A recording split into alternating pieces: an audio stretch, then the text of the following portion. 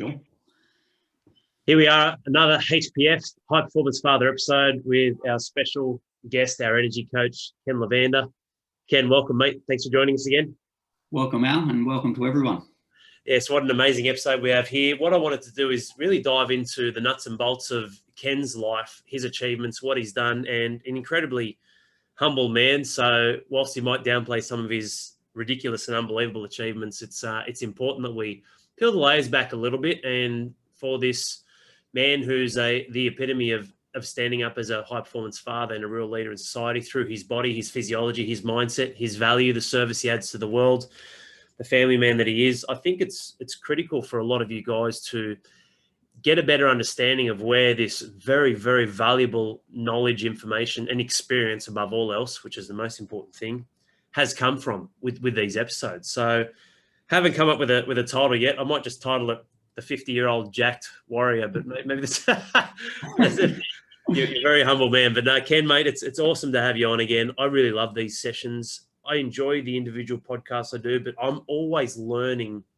from our interactions, which we've known each other for a while now, mate. But these sessions, you just continually bring out more and more value that gets me thinking as well. So first off, thank you for that, mate. But let's dive on in. I know you mentioned before you actually entered the bodybuilding arena and did some amazing stuff there, but mate, talk to us. Just share a little bit. I know we did an episode ages ago about some of your upbringing and whatnot, but I guess just to shed some light on where you've come from, and then to start to build in what I've written down is literally a title, results. Like I want to start to see, I guess, your achievements from that young age, which can really paint the picture for our listeners or viewers on YouTube that can get an understanding of where you've come from, mate.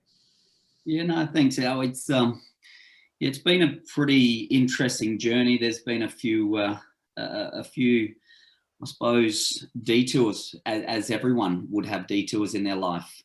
And I suppose that's how we learn a lot. And, we need to make mistakes so that we become better within ourselves and better for the people that are around us. Life would be too easy if no one ever made mistakes and we're all exactly the same. So, it's really interesting. And I've got a couple of little interesting stories, which I'm sure everyone will have a nice little laugh about as we go through. And many of my close friends tend to bring this up when there's a party or a function or something that goes on, but we'll get into that a little bit later. But I suppose really what's interesting, and as we've spoken in previous episodes, I'm all about living my life to the best of my ability and making sure that I actually do live my life right up until I die. And at the moment, like if you look at the statistics, Australian male life expectancy is 82.75 years. So that leaves me at potentially 50 years old and 50, I'll be 51 in October. It leaves 11,680 days left of my life if I kind of live until what the statistics tell us. But I mean, the great thing about that is that I'm actually going to live those next 11,680 days absolutely with vitality, with everything I possibly can to just have a great life. That's what it's about, and to share that with the people around me. So, yeah, like I was saying, where it started really, like I'm the youngest, I'm the baby of six in my family, 3 boys and 3 girls. And so anyone that's from a family of more than one will really kind of understand that you grow up very quick, and especially being the youngest one, having 2 older brothers and 3 older sisters, I had to learn how to run real fast and negotiate. I had to learn how to fight.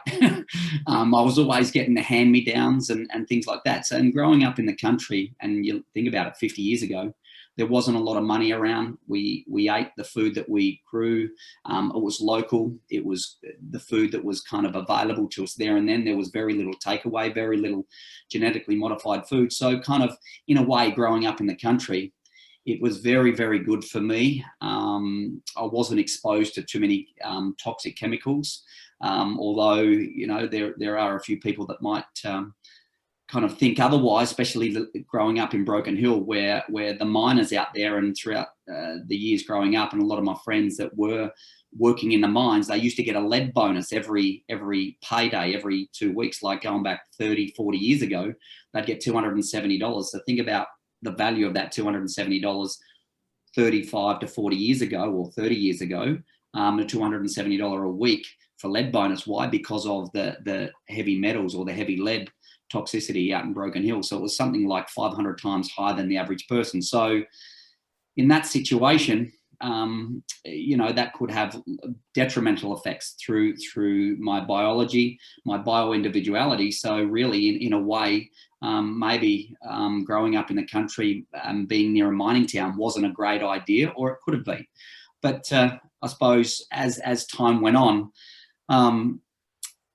I spent 32 years in Broken Hill of my life, spent 4 years in Adelaide, and now the last 15 to 16 years here in Woonona or on the south coast in Wollongong. But I mean, during that journey, I had the opportunity to play AFL for 30 years of my life for Central Districts in Adelaide at a very high level, and also I was basically pushed out from whether it be a cultural thing or a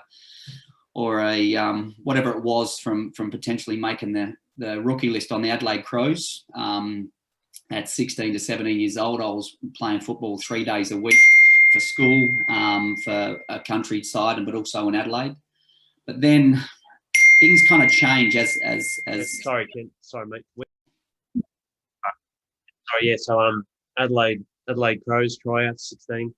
Yeah, and so there was plenty of opportunities that when it come to athletics and football and everything else, because I'd always look after myself with my nutrition, and it was a bit of a journey from especially young age. But I suppose really from 12 years old, when my dad passed away and we're living in the country, my mum decided that she wanted to be near family, and so we moved to Adelaide for 4 years, from the age of 12 through to the age of 16. And then kind of I had to make a decision. I had to grow up like a very fast, I suppose, lesson for me was that I had no one really to turn to. I didn't kind of really associate a lot of, I suppose, questions with my brothers, because they were much older than me, 5, 6, 7 years older than me. So it was pretty difficult, and I really had no one to turn to, and I didn't have my dad by my side to ask questions and everything else. So it was a pretty intense upbringing from the age of literally 12 through to around about 20 years old, really. And like I was saying, once I got to Adelaide, I really learnt a lot about myself, and had a lot of time to think, now that I was spending a lot of time by myself and getting involved in football and surrounding myself with some very intelligent people. And if they basically come back to me and said, listen, if you want to make it in life, you need an education, but also you need to look after yourself. And they put me amongst some great individuals that were really influential to my life and to, I suppose, my upbringing about living a healthy life and looking after myself and doing the best I can with whatever circumstances I was in. So from there, I was going to high school in a very rough area in Elizabeth or Paralowie in Adelaide, and then for some reason, I'm not too sure what it was, but all the dominoes started to fall in place, and my athletic ability become exceptionally well, and the nutrition was spot on. My training was focused for literally every day. I would get up and run. I would exercise. I would be doing everything I possibly could to stay a fit and healthy human being. And from that, really, I was just lucky enough to compete in athletics for the school. And from that, Glenys Nunn, who literally was a 1986 Olympic gold medalist, or from there she went into the 1986 Commonwealth Games, and she was a 100-meter hurdler, but also competed in heptathlons. And I was invited to trial out for the Edinburgh Games in athletics. And it was funny because I remember the first time I went to an asphalt track, and everyone that was there, they were all in their spikes and they were all in their flash gear and everything else. And I rock up in my stubby shorts and a torn blue King G singlet and bare feet, and people were looking at me sideways and whatever else. Here's this country boy that's moved from the country, from Broken Hill into the Adelaide, into the big smoke, but also the area that I come from wasn't recognised as a very a very good area to come from out at near Elizabeth. And so anyway, we went into Kensington, and we stood on the 100-metre line, and there I was, everyone kind of looking at me sideways because I'm in bare feet, and they're all running in these flash shoes and everything else.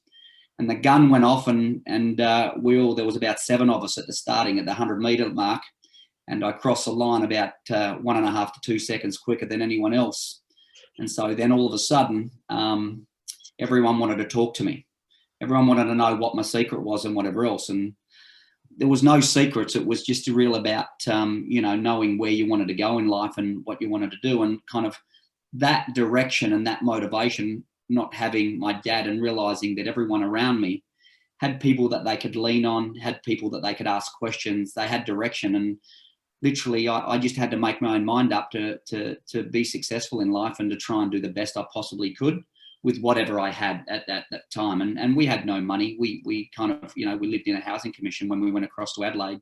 So it was a pretty tough upbringing for about 4 years. And then through different circumstances, personal circumstances, I moved back to Broken Hill at the age of 16, and then missed out on a few incredible opportunities and didn't get to go to the Edinburgh Games. And just through family and certain circumstances, I missed out on potentially getting into playing for the Adelaide Crows, and whether I could have got across the line or not, I'm not too sure. But there was lots of opportunities, and really just through personal circumstances, I didn't get there. But now, as I kind of moved down in later years in life, I look back and I think to myself, well, you know what, it was maybe a good lesson learnt, and I'm sure there's a lot of other people out there that have missed out on great opportunities in their life. But it's not worrying about what could have been. It's really about what you do with yourself and with the people around you in the future. So I'm kind of not disappointed that I didn't get there, but at the same time, you're always forever wondering what if.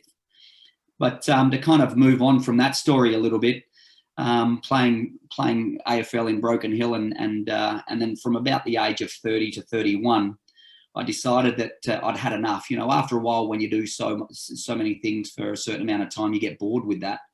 And a very, very close friend of mine realised that I was at a stage in my life where I wanted to focus on trying to optimise my body to the best of its ability.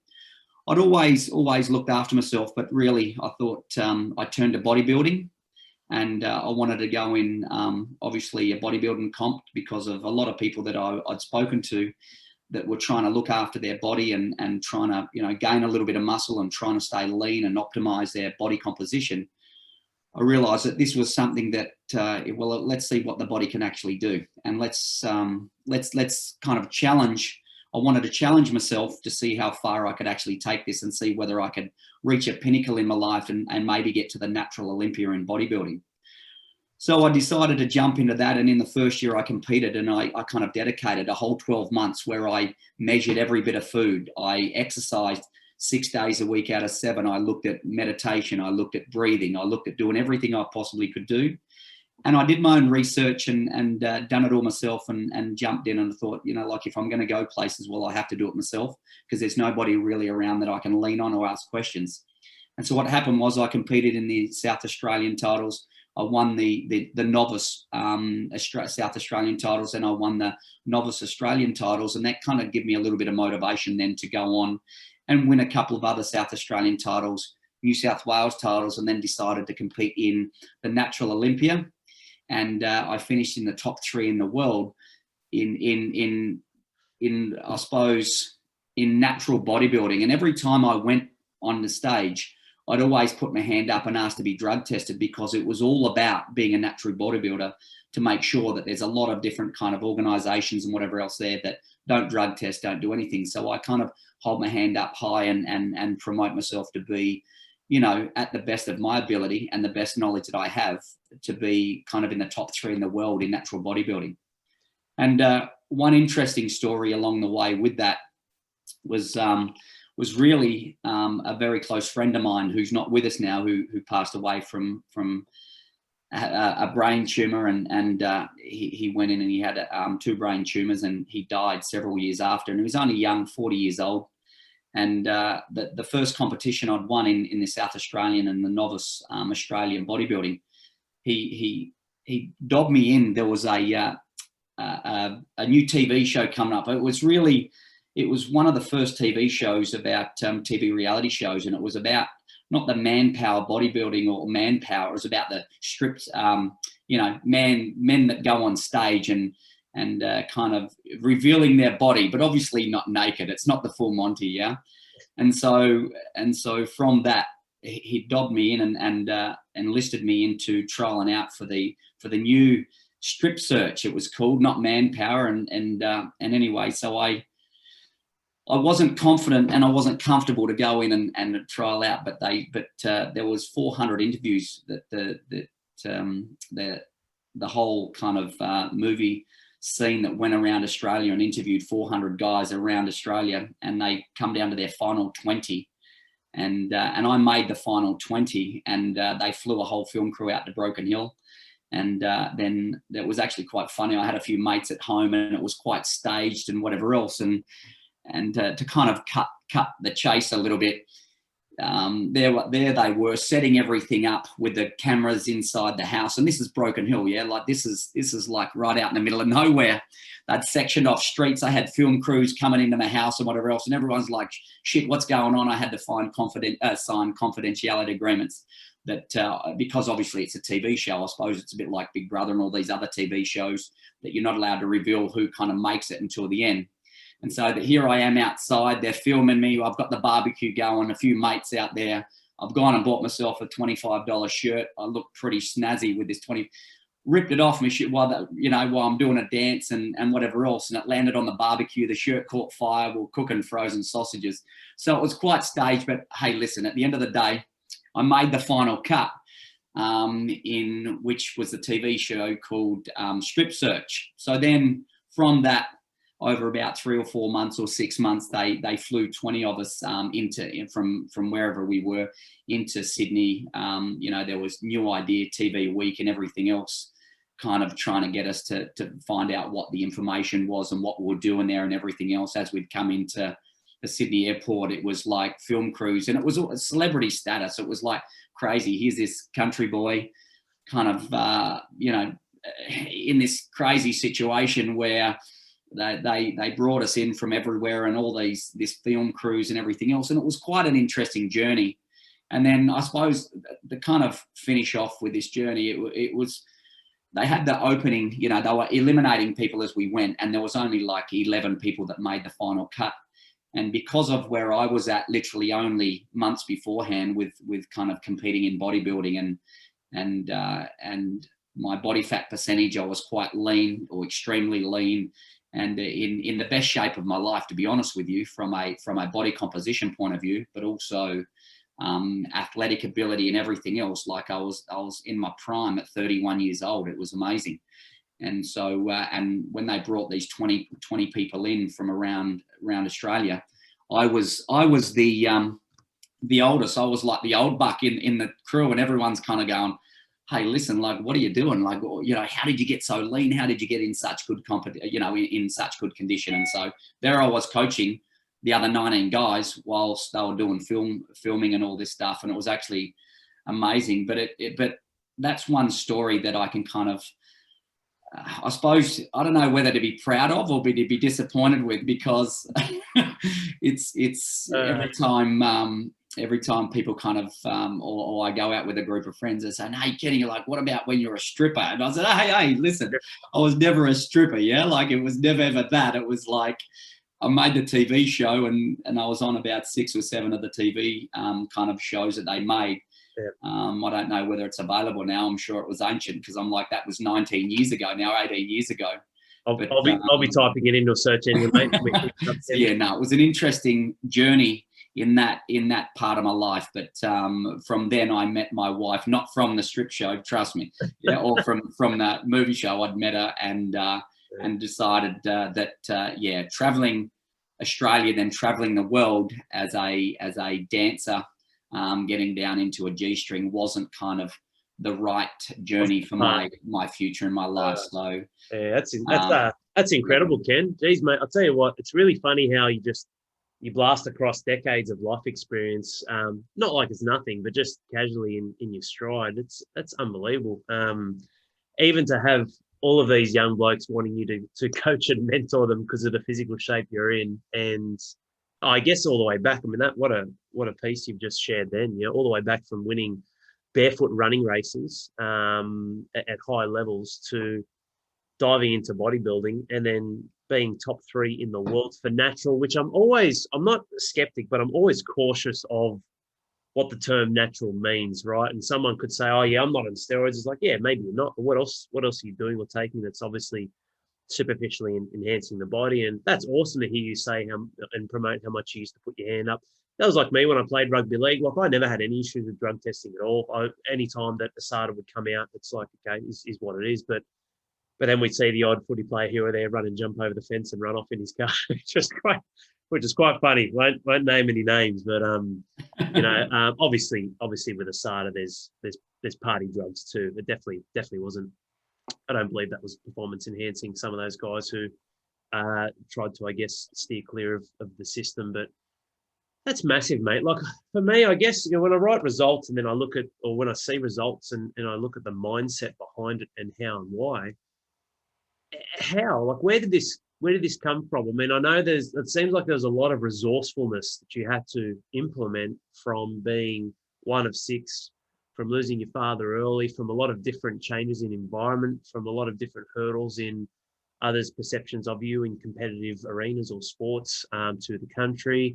But shit, man, like becoming a natural bodybuilder and one of the best in the world, that's not easy. Like what was the mindset behind this? Like you're doing your sets and reps, you're training 6 days a week. There's got to be a day where you're feeling down and out. I guess, like and the guys listening to this or watching this will relate because we're not always humming at the top. But what did you do? What was the resilience that you had throughout years dedicated to bodybuilding, to sessions where you've got to contract and squeeze a muscle till it's virtually going to explode? Like there's a lot of blood and sweat in what you've just explained pretty quickly, mate, in your results. I know that from what I've done with sport, and that's no easy feat, mate. That's pretty hard. That's hardcore shit. Like, how did you do it? And the mindset and the resilience and the persistence. Like, share some of that stuff with us, mate.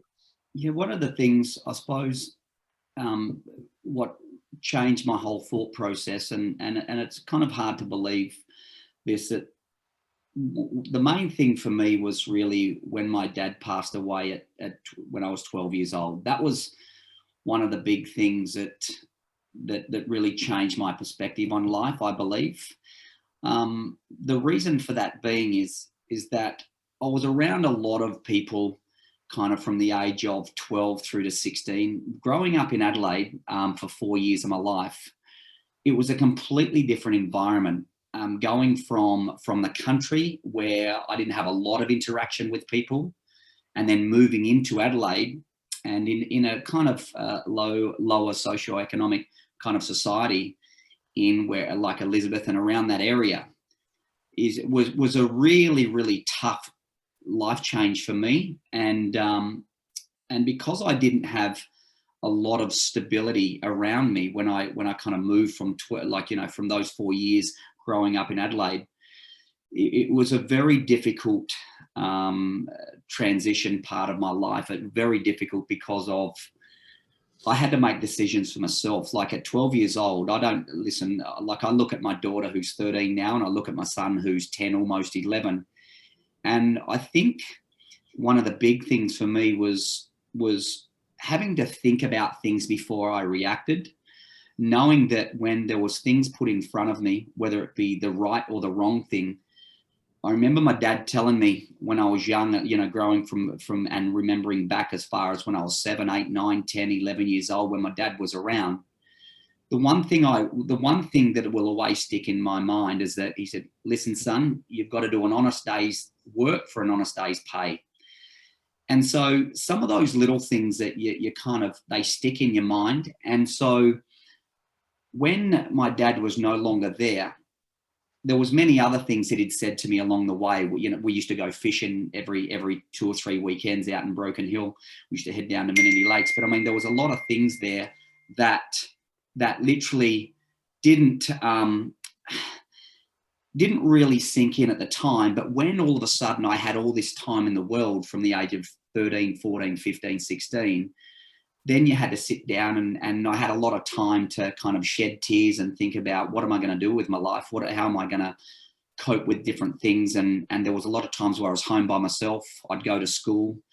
My mum wasn't about to help me out in any way. I didn't have my brothers and sisters around me because they were out doing things, and I was just kind of spending a lot of time by myself. And I really had to make decisions for myself around what am I going to do? Am I going to be successful in life? Am I going to make decisions to kind of move with my cousins who weren't really had the right mindset in life to be successful, other than kind of to head towards criminal activities and whatever else they were involved in, substances that I knew that weren't right for the body. They were involved in all sorts of things that just wasn't right with me, wasn't right for my core values, my ethics and everything else. So really, I think more so for me, I just had a lot of time to think about things where I was left alone.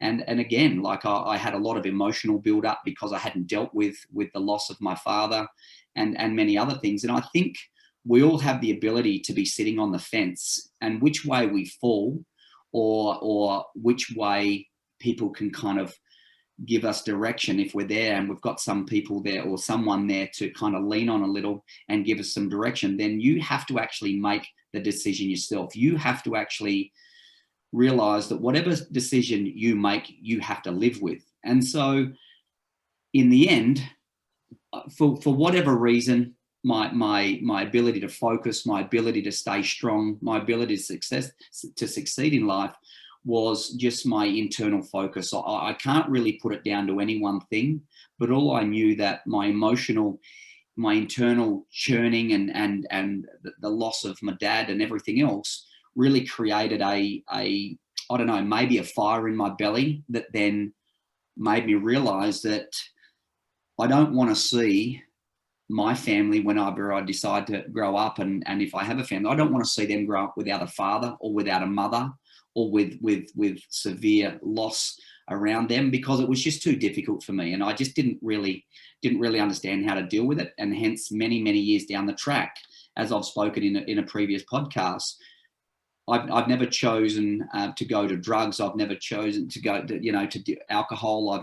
I've had the opportunity. I've been around a lot of people, don't get me wrong, but really, I suppose the fire in my belly was lit maybe when I was 13, 14 years old, and realized that I had this natural physical ability and maybe this emotional ability to stay focused in some way, shape or form. Maybe it was because of my nutrition. Maybe it was because of many factors, but then we didn't have the technology. We didn't have the understanding of how the body works and whatever else. And so now that at 50 years old, and with what we have and at our fingertips, with the information, with everything that we can access now, it's crazy not to be able to realize that we can improve ourselves in any way, shape or form, as we talk about physical, emotional and chemical. There is so much information out there, but you've just got to have the ability and the time to sift through the shit, or access people like you and I.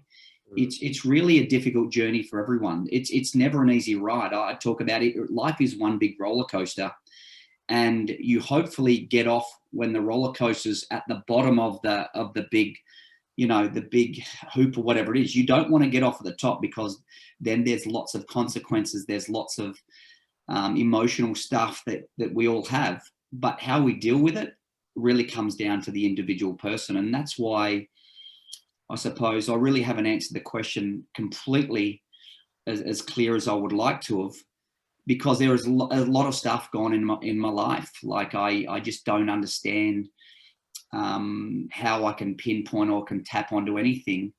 And one really kind of thing that I want to share with a lot of people, and this is something that's really also that's really intense for me.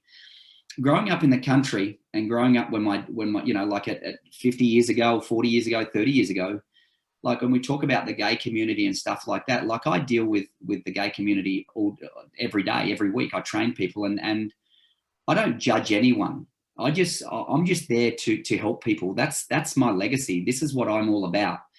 And at 31 or at 30 years old, I went through a divorce, and it wasn't a bad divorce. My wife and I just grew apart. Were married just under 10 years, and what happened was, is that, you know, we had my older son Nicholas, who's now 28, nearly 29 years old, who's now finished his law degree at you know, and been unbelievably successful in what he does. At the age of 17, he told his mum and I that he was gay, and that didn't affect me in any way. And a lot of people around me that know me, that like, hey, listen, you know, you're this male, you know, this guy that's a bodybuilder, that's played footy, lived in the country. Like, hey, listen, how does that sit with you? And I said, well, why would you even ask me that question? Because in reality, like, that doesn't bother me. It doesn't make me feel any different about my son, who's you know, who's I'm just proud that he was able to tell me that at 17 years old that he was gay. And you know what? It doesn't change anything about the way I think about him, the way I feel, or anything else. And so that was a big thing for anyone in the country to deal with, if you know, and especially, you know, 20, 30 years ago, that's a major thing that people to deal with. So, and I think with all the upbringing and all the learning, like, listen, if my dad was alive, like, I know he's from old school, he would have kind of, he maybe wouldn't have agreed or wouldn't have been comfortable with my son being gay at 17 years old, which put me at literally, you know, in a situation where we've evolved in the last 10, 20, 30 years. We've evolved, and we need to evolve. And that's why we need to stay up to date with our own well-being, our emotional well-being, our physical well-being, and everything else. And that's why when we deal with doctors and we deal with any allied health professional, if they're not staying up to date with this information, well, then how are we going to evolve as society, like as a nation, as a global entity? How are we going to evolve? People need to understand that we need to evolve and need to accept and understand the information that's at our fingertips, and get off your ass and put in the hard work. And that's what I've done in 50 years. I put in the hard work, and the results show. It's you know, I'm a proven protocol of results show, and that's what it's all about. Yeah, you know, and I appreciate the insights, Ken. I think you did answer the question, and that's the crazy part. Life isn't clear. So when you talk about not really clearly answering the question, that I think that the answer to your question is getting as much clarity as often as possible, and having that channeled through your focus and your internal focus and drive. That's what I got from it anyway, mate, because from everything you're telling me, all the different hurdles, and the landscape changes, yes, with whether you're the minority, the majority in certain areas, elements, orientations in life.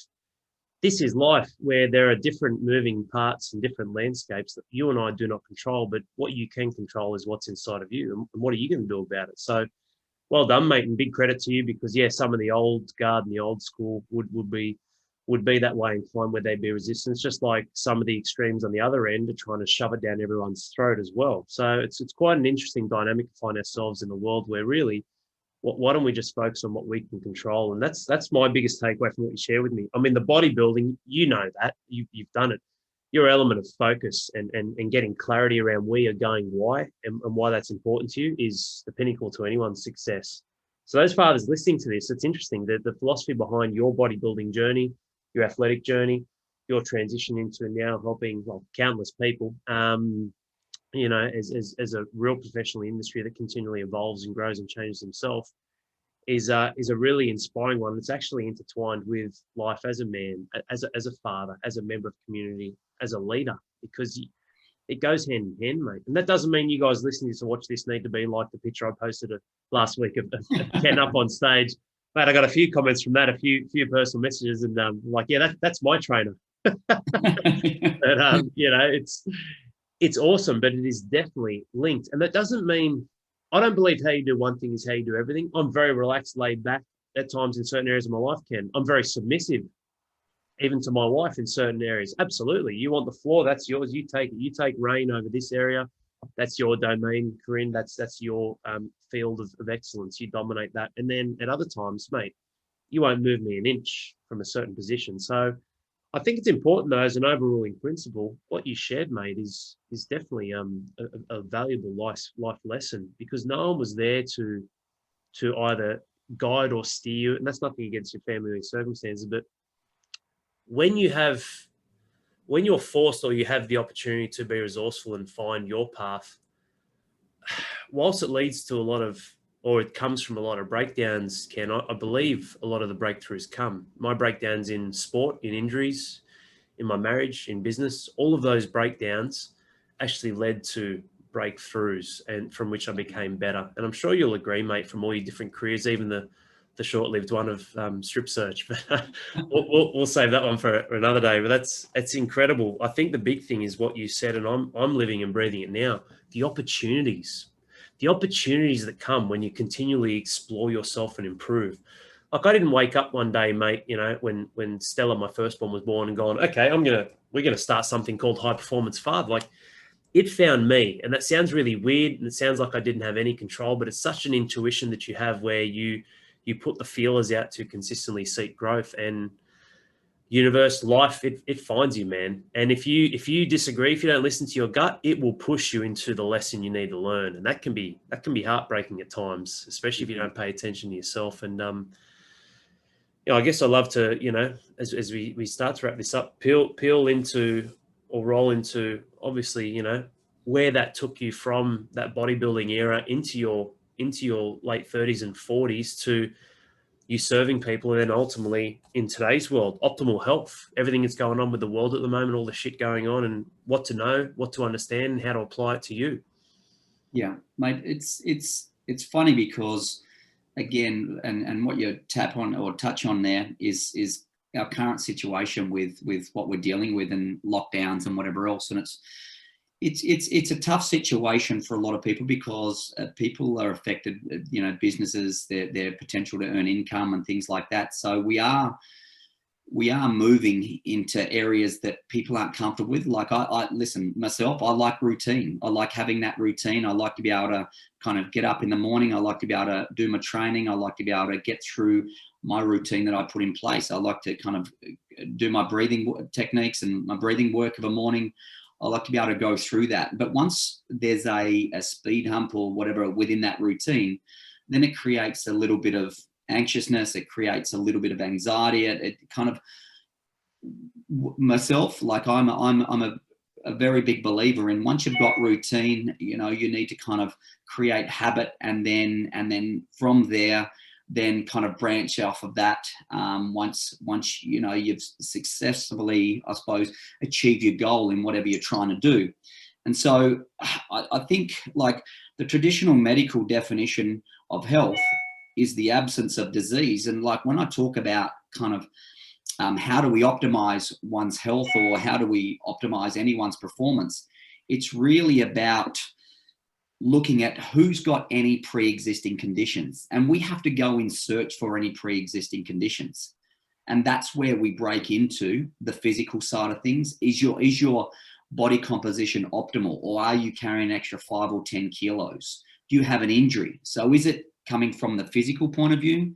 And then from the emotional side of stuff, any pre-existing conditions that you may have, or vitamin deficiency or mineral deficiency or poor nutrition, is all going to be affected, and it's going to create a cascade effect. Like, disease is man-made. And so when people are trying to tell us to take different supplements and whatever else, you've got to have the information to back this up. And so my biggest thing is that make sure that when we look at moving forward to optimize our health and to optimize our performance, make sure that you are consistent with what you do. Make sure you create a habit, and then from then, you need to be able to measure it in what we do. You need to be able to measure your performance, as in whether it be your sleep performance, whether it be business performance or personal, no matter what it is. You need to be able to measure those incremental wins on the board every day or weekly, whatever it may be. But I mean, like, at the end of the day, until now, only a smart, small percentage of the population have experience on how to maximize their biological systems to optimal levels. And that's what we're trying to do. We're trying to give you the information, and we're implementing this information on a daily and weekly basis so that you can become optimal in what you do. And so that's really important, that we from the high performance team are there to help you in getting the best out of what you're presenting with. Again, not knowing what the underlying conditions are with what you're presenting with, we are chipping away again. We are the master sculptors to be able to work on you as the individual and to try and bring whatever it is that you need up to optimal level. And that's what we're trying to do. Yeah, it's a critical thing. That's why coaching is so important, Ken. And whether you guys connect to us as coaches and the transparency, because we show you and we'll show you everything, and we'll continue to do that through our episodes, whether you feel connected to us or not. Coaching is important. I have coaches. Ken's my coach. Yeah, he's my energy coach. So it's critical that you have that, because you must build a weekly cadence and rhythm to your life, Ken. And that comes down to a daily cadence and rhythm. And that comes down to applying true power to your life, which is knowledge, but not knowledge alone, action and reflection. It's a trifecta, man. You must rinse and repeat this, because the position that Ken's coming from, and we all come from, in acquiring the right information, making it relevant for you, especially with all the different challenges, a lot of you in lockdowns at this stage and all the other shit going on, really the information applied to the action, reviewed and reflected upon being your course to move through whatever situation or environment you're facing, that's the answer. And that on a compounding level, as I'm sure Ken would agree, from sets and reps to becoming a bodybuilding champion to building habits and your belief systems and your routines, that's the difference. Isn't it, Ken? Like having those the compound interest. Absolutely. Little wins every day. What's a big piece of advice that you'd love to give these guys? I guess there's obviously many life lessons you've learned, but I love some of the stuff you've shared today, and I've written a couple of bits as well. I love the saying, honest day's work for an honest day's pay. Here's the kicker though. You guys listening to this, you think we're talking about just money? How about you do an honest day's fucking work on your body and your health to get that pay? And you know what your pay is? You get to live another day, and you live another day with optimal health, and you live another day in control. How about an honest day's work with your relationships and your family and your wife? Because guess what? When you're putting an honest day's work in that area of life, you're going to get the wife that you want as well. So it's really interesting, that saying you mentioned, Ken, from your father. I've heard that so much in my life, and I've dismissed it and just gone, yeah, cool, that's a cool saying. But I can actually peel the layers back as a father, business owner, and a man looking to make his way in the world and live with optimal health, where, mate, that's a universal law everywhere, in every area. Yep, absolutely. And I think one of the things also, I just want to end on, is that because it's in our face all day, every day, all disease is simply a result of nutritional deficiency. And so people that don't understand what they're doing on a day-to-day basis and just winging it and just trying to literally get up that morning and not having a game plan within their physical, emotional, and chemical well-being, if they don't know what's going on, then really it's just every day's the same. How can they ever advance themselves in their physical relationships or in their business relationships? How can they be successful if they're not practicing what we are preaching right now? It's so important that I know people go through different stages of their life, whether, and that's just part of the journey. That's part of the roller coaster we go through. But I just don't understand why people are continuously over and over again complaining about things and not wanting to do anything about it. Really, that's what just surprises me. And, listen, if you've got an opinion, that's great. Keep it to yourself, whatever you want. If it's not about improving your life or the people around you or your friends, well, then just keep your own busted ass opinions to yourself, because I deal with this every day. Every day people want to try and change or try and implement their thoughts when, you know what, from a business point of view, when it comes to making business and money decisions, hey, listen, I'll put my hand up and say I'm bloody terrible at it. But you give me someone's health, you give me a human body, And I promise you, I can pull it apart from limb to limb, from layer to layer, and tell you what you're doing right and what you're not doing right. Yeah, like that's what it's about. And then I can create a journey for you, for your circumstances, for your individual situation. But again, like there's only so much that you can do for a person. And if they don't want to take this information or this knowledge on board, well, then good luck to you. And that's just what it is. And that's why I'm forever doing the best I possibly can and giving the best information that I have at my fingertips to help people improve. And listen, we may look back in 5 years, 10 years time and say, shit, what a big whirlwind. But I can tell you what, I'll still be living my life to the maximum in 5 and 10 years and 20 years and so on. And that's what it'll be. And like I said, you know, the average male in Australia lives to the age of 82.75 years. Let's get off our lazy ass and start really living our life. Let's enjoy it while we can. Let's make the most out of it. Let's live until we die. Yeah, not just live the days until we die. Let's actually live until we die. That's what it's all about for me. Love it, Ken. And that's why you're here, mate, because we hang off every word that you say and what you preach, because you are a living embodiment of it. And you're right. You know, those listening to this, even if you're in your 30s, the best, you've got a couple 100,000 hours left and you're dead. You know, and that's assuming that you live to be 82, and that's not taking into account the quality, just like Ken reinforced and reiterated there. Let's actually live. And I couldn't agree more, mate. And we'll finish on that. And that point on advancement, that's what life is about. Like advancement. The world is advancing. Your age advances every year, one number at a time. Yet people don't inside of themselves. And that's where the whole hypocrisy of doing themselves in comes down, when they throw their hands up and point outwards instead of looking inwards, or like you said, having opinions where you say yes to something which is detrimental, not nurturing yourself and your health and your family, which means you're saying no to nurturing yourself, your health and your family. It's binary, man, what we focus on. You say yes to something, you're saying no to something else. But phenomenal episode, Ken. Thank you again for joining us, mate. Love it as always. Make sure you guys tune in for another HPF session. We'll roll out obviously other sessions throughout the week, but our High Performance Father sessions every Tuesday. Love it. It's awesome. Catch it on YouTube, Spotify, iTunes, Stitcher, SoundCloud, Anchor, our own RDM podcast page as well.